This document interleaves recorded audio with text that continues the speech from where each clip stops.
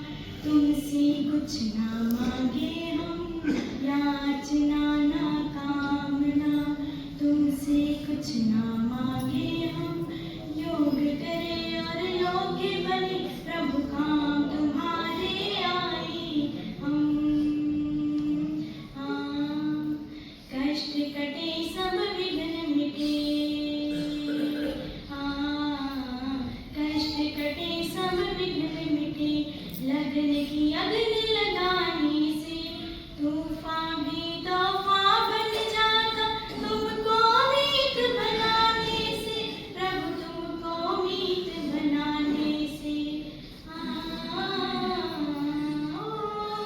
प्रभु को मीत बनाने से,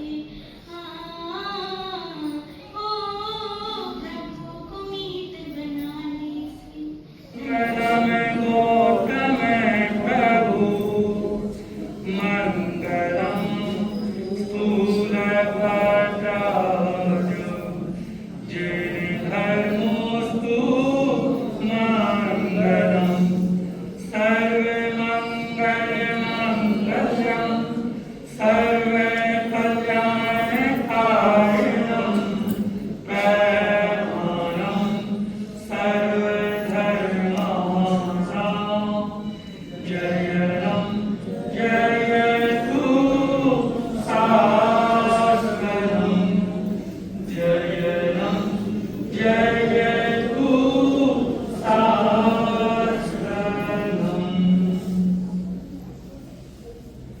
शासन के महाकाल श्रवण भगवान महावीर स्वामी कोटि कोटि वंदन नमः।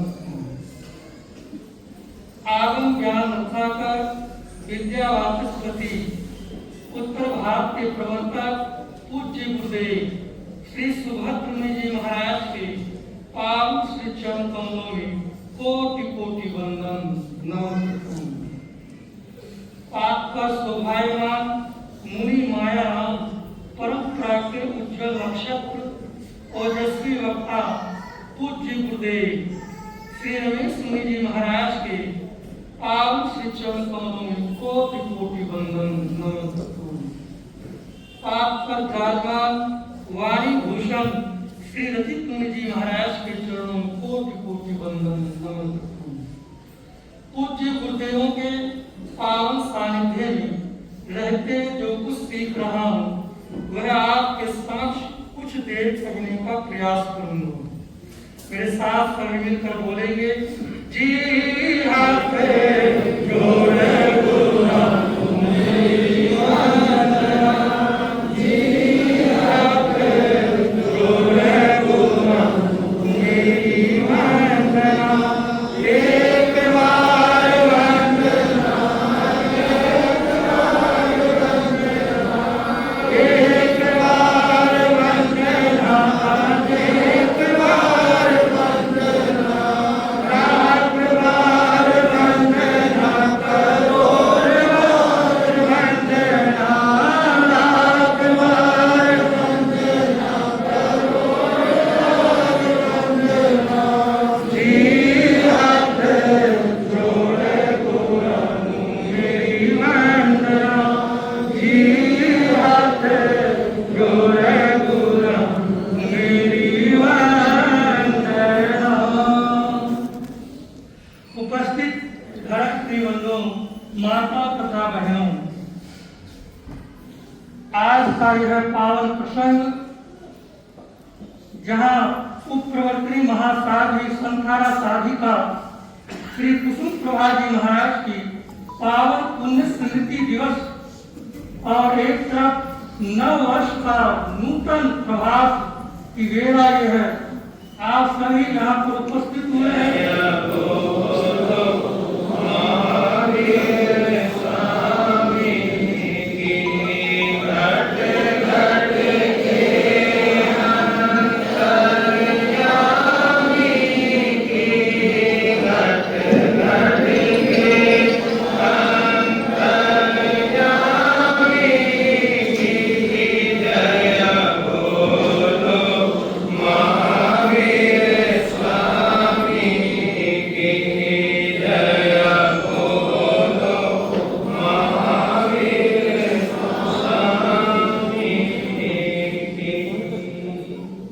सबसे पहले जिन शासन की सलाहकार जय हो विजय हो, सभी गुरु भगवंतों के चरणों में सशत वंदन सशत नमन। शादी परिवार, उपस्थित धर्म प्रेमी बंधुओं तथा माता बहनों, समय काफी हो गया है, लेकिन कोई बात नहीं। ये काम धंधे तो पूरी उम्र आप सभी ने क्या करने हैं, पूरी उम्र ही करने हैं। ये सौभाग्य है आप लोगों का, और अपने सौभाग्य को सराहिए और सहराते हुए ये भाव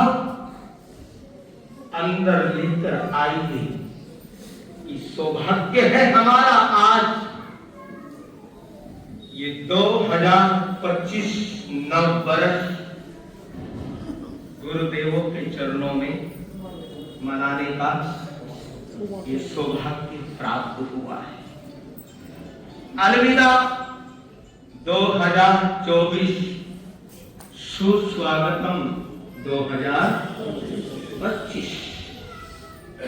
अपने अपने तरीके से हर कोई नव वर्ष क्या करता है, नव वर्ष मनाता है। कोई खा के मनाता है, कोई पी के मनाता है, और कोई जिनवाणी सुनकर मनाता है। कोई गुरुओं के दर्शन करके मनाता है, कोई तप और त्याग तपस्या के द्वारा मनाता है, कोई सामाजिक संवर के द्वारा मनाता है। सबका अपना अपना क्या है, अपना अपना सबका तरीका है नव वर्ष मनाने का। लेकिन सौभाग्यशाली होते हैं वो जो तप त्याग तपस्या और संयमित जीवन जीकर गुरु चरणों में आकर जिन वाणी को सुनकर नव वर्ष का क्या करते हैं, शुभारंभ करते हैं। तो सौभाग्य है आप सभी का कि ऐसे गुरु भगवंत मुनि मायाराम परंपरा के उज्जवल नक्षत्र ओजस्वी वक्ता शरण आत्मा पूज्य गुरुदेव श्री रमेश मुनि जी महाराज साहब, अन्य सब संत वृंद साथी वृंद का आप सभी को क्या मिला है, सानिध्य मिला है, सानिध्य प्राप्त हुआ है। तो ये नववर्ष का सुस्वागत करते हुए हमारे पर एक दायित्व आ जाता है कि आज से 2025 के वर्ष के हर पल को, हर दिन को, हर क्षण को एक नए उत्साह के साथ, नए अंदाज से और नई विचार धारा से हम क्या करेंगे, ये नव वर्ष मनाएंगे, जिससे हमारा जीवन खुशनुमा बने। क्या बने? जिससे हमारा जीवन खुशनुमा बने, जिससे हमारा जीवन सुंदर बने, जिससे हमारा जीवन पवित्र बने, हमारे जीवन के अंदर पवित्रता आए, हमारा जीवन प्रभावशाली बने। हमारा जो मन है, क्योंकि मन आदमी को क्या करता है, आदमी को भटकाता है। मन क्या करता है, मन क्या है, मन चंचल है। क्या है मन? मन चंचल है। तो ये मन हमारे को क्या करता है, हमारे को भटकाता है। तो हमारा ये मन संतुलित बने। क्या बने? हमारा ये मन संतुलित बने, हमारी चर्या अनुशासित हो, हमारी चर्या क्या हो? हमारी चर्या अनुशासित हो, हमारा जीवन अनुशासित हो। और जिसका जीवन अनुशासित होता है, जिसके जीवन के अंदर अनुशासन होता है, जिसके जीवन के अंदर मर्यादाएं होती है, जिसका जीवन अनुशासित होता है, वही तो शासन के लायक होता है। किसके लायक होता है? वही तो जिन शासन के लायक होता है। और जिसका जीवन अनुशासित नहीं है, वो जिन शासन के लायक भी नहीं होगा। वो भगवान के लायक नहीं होगा, वो परमात्मा के लायक नहीं हो पाता, वो धर्म के लायक नहीं हो पाता है। तो जीवन को हम क्या करें? अपने अनुशासित करें, जीवन को मर्यादित करें, मन को संतुलित करें। आत्मा के अंदर 3 शब्द आते हैं। कितने शब्द आते हैं? 3 शब्द हैं। वो 3 शब्द ऐसी बात नहीं कि आप नहीं जानते हो, उनका आप अनुसरण नहीं करते हो, आप करते हो, लेकिन कितना करते हो, कितना हम जानते हैं, ये हमारे को क्या करना है? ये हमारे को चिंतन करना है, ये हमारे को मनन करना है। तो आत्मा के अंदर 3 शब्द बतलाए हैं। सबसे पहला जो शब्द है वो है प्रतिकर्मण। क्या है वो? प्रतिकर्मण। और दूसरा संवर, तीसरा प्रत्यक्षान। क्या बोला मैंने? प्रतिकर्मण, संवर और प्रत्यक्षान, नियम प्रत्यक्षान। तो प्रतिकर्मण है ना, करते हैं ना प्रतिकर्मण। हम संत लोग भी प्रतिकर्मण करते हैं, आप भी प्रतिकर्मण करते हो।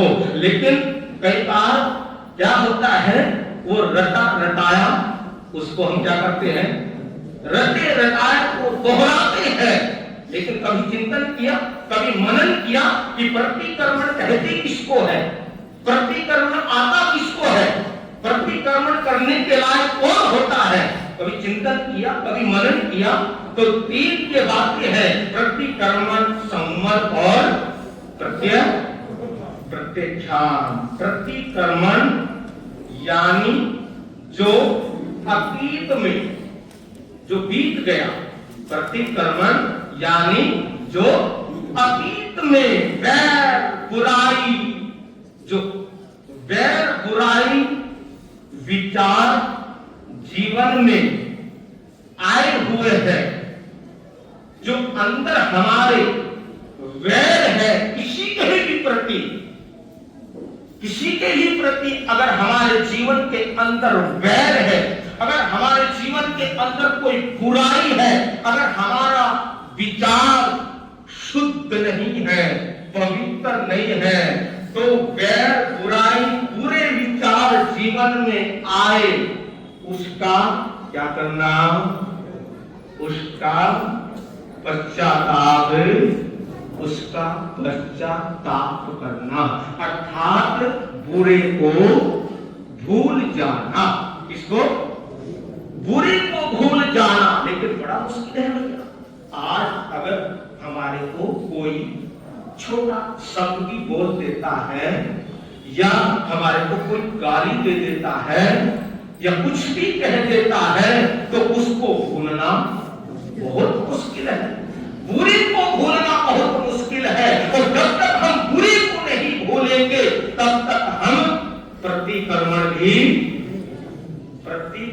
नहीं कर पाएंगे। प्रतिकर्मण होगा ही नहीं। प्रतिकर्मण का नाम है कि बुरे को भूल जाना और अंदर क्षमा याचना हो जाना। तो प्रतिकर्मण, बुरे को क्या करना? जो बुरे भाव है, बुरे विचार है, उसका क्या करना? पश्चाताप करना।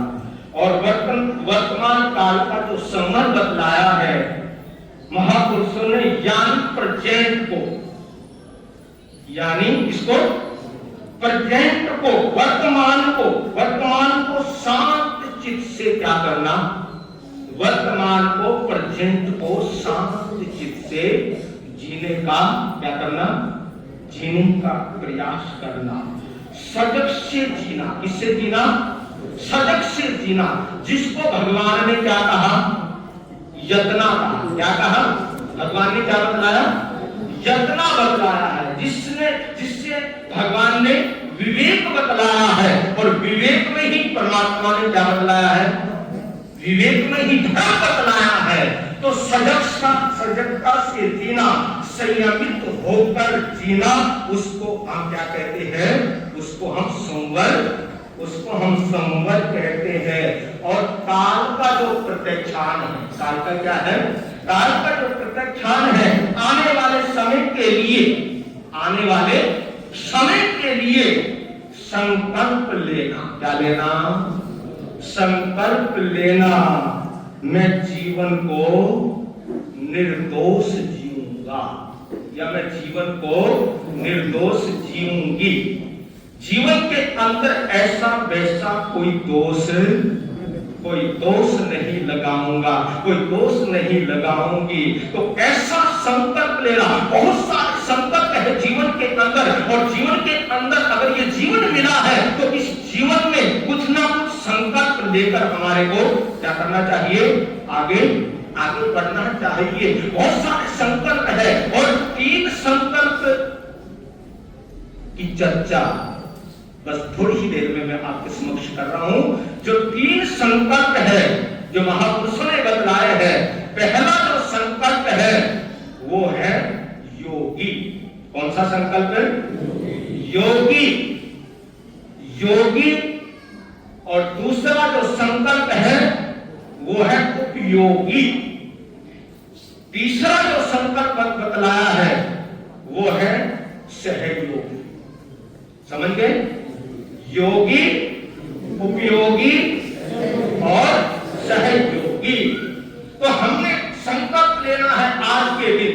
गुरु चरणों में बैठे हैं, धर्म स्थान में बैठे हैं, एक पाठशाला में बैठे हैं, तो हमने आज संकल्प लेना है। यही संकल्प लेना है कि हम क्या बनेंगे? बोलो, योगी बनेंगे। क्या बनेंगे? हम योगी बनेंगे। और योगी किसको कहते हैं? योगी कौन होता है? जो असली योगी है। असली योगी किसको कहते हैं? असली योगी तीर्थंकर को कहते हैं। किसको कहते हैं? असली योगी कौन होते हैं? तीर्थंकर होते हैं। जो तीर्थ की जा करते हैं, जो तीर्थ की स्थापना करते हैं, उनको तीर्थंकर कहते हैं। जो तीर्थते हैं, स्वयं भी तीर्थते हैं और दूसरों को भी तिराते हैं, उनको तीर्थंकर कहते हैं। कि हम क्या बनेंगे? योगी बनेंगे। योगी मतलब हम तीर्थंकर बनेंगे। तीर्थंकर मतलब हम वीतराग बनेंगे। किसके अनुयायी है हम? भगवान के अनुयायी है। वीतराग परमात्मा के अनुयायी है। लेकिन कभी चिंतन किया आपने वीतराग का मतलब क्या होता है? वीतराग किसको कहते हैं?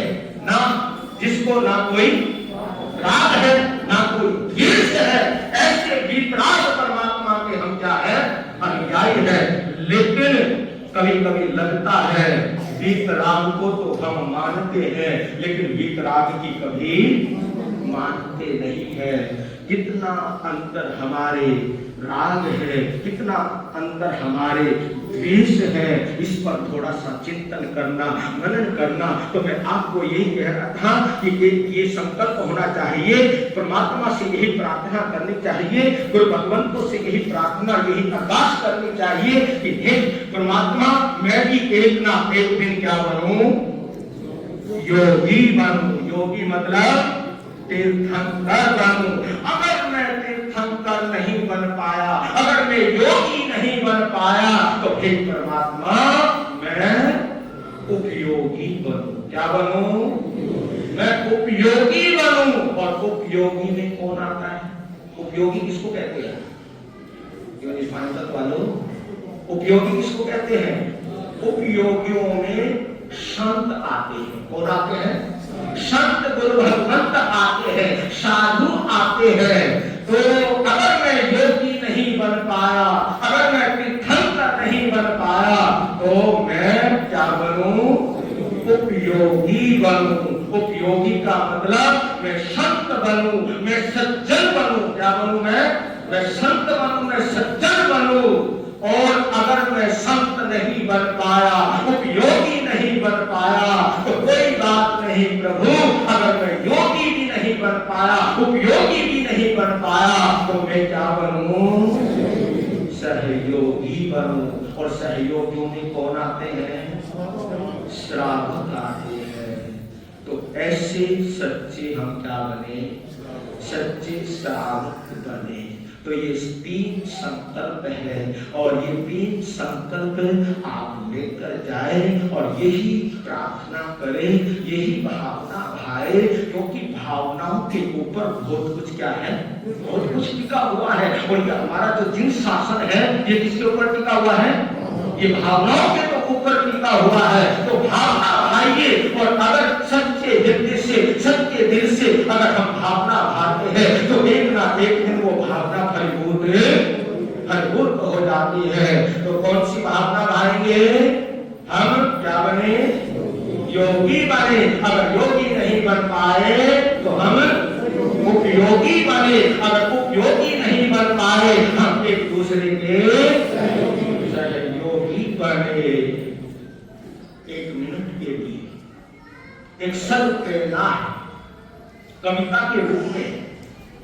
समझ सको तो समझ लेना, अगर समझ आए तो समझ लेना, अगर समझ आ जाए तो अपने जीवन के अंदर परिवर्तन जरूर लेकर आना।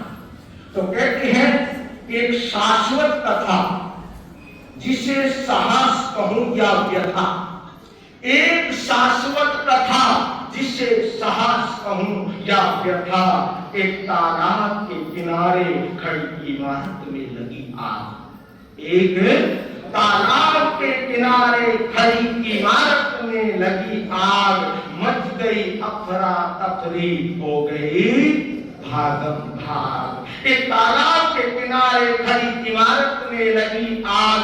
मच गई अफरा तफरी, हो गई भागम भाग। कुछ लोगों ने आग पर पानी डाला, कुछ लोगों ने आग पर पानी डाला, कुछ लोगों ने आग में घिरे हुए लोगों को बाहर निकाला। कुछ लोगों ने आग पर पानी डाला, कुछ लोगों ने आग में घिरे लोगों को बाहर निकाला।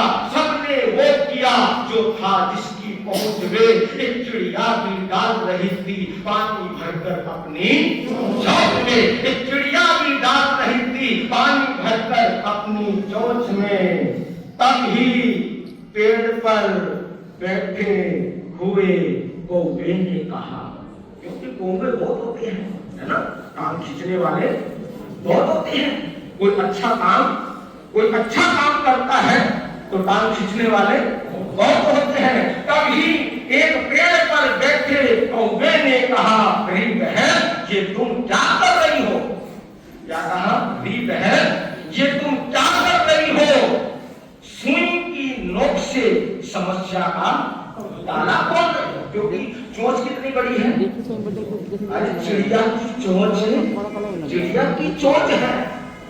तो कहा कि ये तुम क्या कर रही हो? सुई की नोक से समस्या का ताला खोल रही हो और पत्तों के पास से पहाड़ को तोड़ रही हो। पहले क्या होते थे, हमारे जो बुजुर्ग श्रावक बैठे हैं उनको पता है कि पहले बांट हुआ करते थे। क्या होते थे? बांट हुआ करते थे। कहा कि पत्तों के बाद से पहाड़ तोड़ रही हो, ये तुम क्या कर रही हो? कहा कि सुन, तेरी चोंच में जितना पानी आएगा, तेरी चोंच में जितना पानी आएगा, उससे आग तो क्या 116 भी बुझ ना पाएगा। तेरी चोंच में, सुन, तेरी चोंच में जितना पानी आएगा, उससे आग तो क्या 116 भी बुझ ना पाएगा। तब चिड़िया ने दिया जवाब, किसको? तब चिड़िया ने दिया जवाब, वो भी लाजवाब। तब चिड़िया ने दिया जवाब, वो भी लाजवाब। कहा मेरे भाई मैं तेरी बात मानती हूँ, मैं तेरी बात मानती हूँ और चोट में भरे पानी की क्षमता भी पहचानती हूँ। मैं तेरी बात मानती हूँ और चोट में भरे पानी की क्षमता भी पहचानती हूँ। बस केवल इतना जानती हूँ। क्या कहा? बस मैं केवल इतना जानती हूँ। कौवे ने कहा कि क्या जानती हो?